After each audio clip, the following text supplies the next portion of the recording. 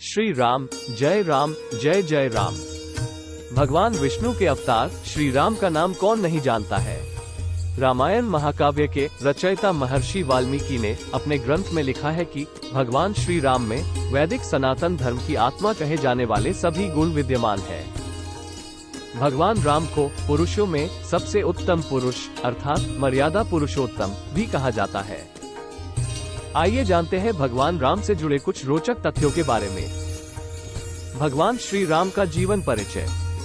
त्रेता युग में जन्मे भगवान श्री राम अयोध्या के महाराज दशरथ के सबसे बड़े पुत्र थे। लक्ष्मण, भरत, शत्रुघ्न भगवान श्री राम के भाई थे। भगवान राम की मां कौशल्या थी और शेष सुमित्रा और कैकेयी के पुत्र थे। भगवान राम का विवाह मिथिला नरेश राजा जनक की पुत्री सीता के साथ हुआ था। लक्ष्मण की पत्नी उर्मिला, शत्रुघ्न की पत्नी श्रुतकीर्ति और भरत की पत्नी मांडवी थी। विवाह के पश्चात भगवान राम को राजा दशरथ ने रानी कैकेयी के कहने पर 14 वर्ष के लिए वनवास पर भेज दिया था, क्योंकि एक वचन के अनुसार कैकेयी राजा दशरथ से कुछ भी मांग सकती थी। तो रानी कैकेयी ने दासी मंदोदरी के उकसाने पर भरत को अयोध्या का राजा बनाने और भगवान श्री राम को वनवास देने की इच्छा जताई और पिता की आज्ञा का पालन करके भगवान राम सीता और लक्ष्मण के साथ वन की ओर चले गए। भगवान श्री राम का महत्व। ब्रह्मा, विष्णु तथा महेश में से भगवान विष्णु ने संसार की भलाई के लिए कई अवतार लिए हैं।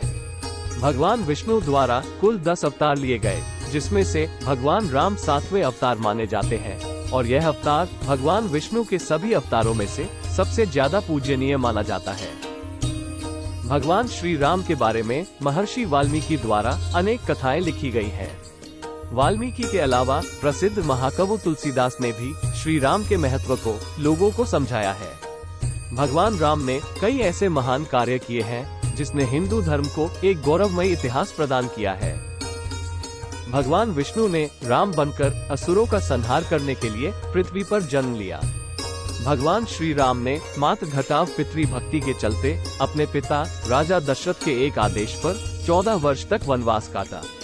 नैतिकता, वीरता, कर्तव्यपरायणता के जो उदाहरण भगवान राम ने प्रस्तुत किए, वह बाद में मानव जीवन के लिए मार्गदर्शक बन गए। एक कुशल और प्रजा हितकारी राजा थे भगवान राम। भगवान राम अपनी प्रजा को हर तरह से सुखी रखना चाहते थे।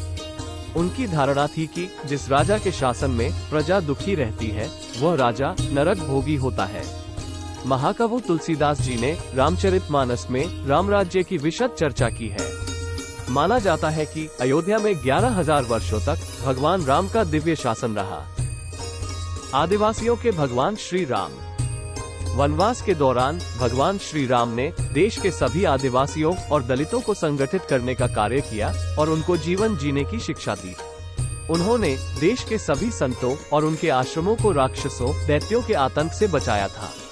अपने 14 वर्ष के वनवास के दौरान भगवान राम ने भारत की सभी जातियों और संप्रदायों को एक सूत्र में बांधने का कार्य किया। चित्रकूट में रहकर भी उन्होंने धर्म और कर्म की शिक्षा दीक्षा ली। भगवान राम ने भारत भर में भ्रमण कर भारतीय आदिवासी, जनजाति, पहाड़ी और समुद्री लोगों के बीच सत्य, प्रेम, मर्यादा और सेवा का संदेश फैलाया और यही कारण था कि भगवान राम का जब रावण से युद्ध हुआ तो सभी तरह की अनार्य जातियों ने भगवान राम का साथ दिया। भगवान राम की वापसी। भगवान श्री राम कहते हैं कि पृथ्वी लोक एक ऐसा लोक है जहां जो भी आता है उसे एक दिन वापस लौटना ही होता है। ठीक इसी तरह श्री राम भी अपना मानवीय रूप त्याग कर अपने वास्तविक स्वरूप विष्णु का रूप धारण कर बैकुंठ धाम की ओर चले गए। बोलिए जय श्री राम, जय श्री कृष्ण।